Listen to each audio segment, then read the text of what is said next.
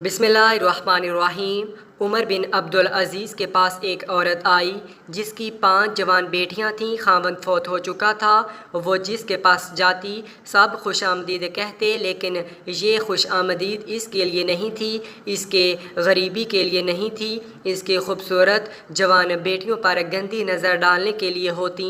समझदार औरत थी, बहुत जल्द समझ गई कि मेरे लिए जवान बेटियों की इज़्ज़त बचाना मुश्किल है, तो वो उमर बिन अब्दुल अज़ीज़ के दरवाज़े पर आई, दस्तक दी।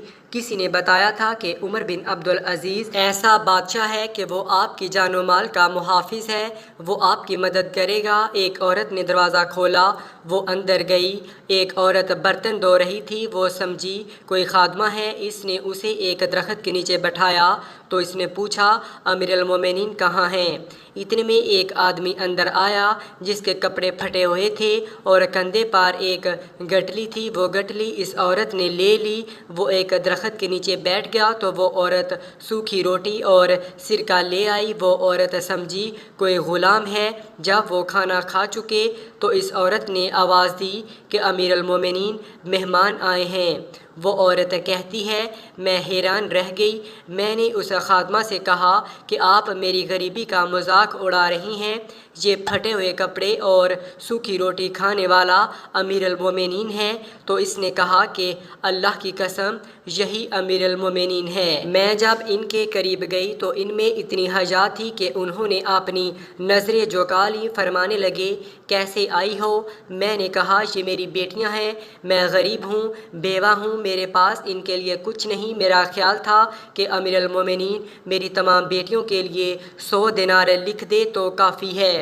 उन्होंने कलम उठाया, मेरी एक बेटी के लिए 1 साल के लिए 1000 दिनार लिख दिए। मैं दूसरी को आगे किया, उन्होंने इसके लिए भी 1000 दिनार लिख दिए। मैंने तीसरी चौथी को आगे किया, उन्होंने इनके लिए भी हज़ार दिनार लिख दिए।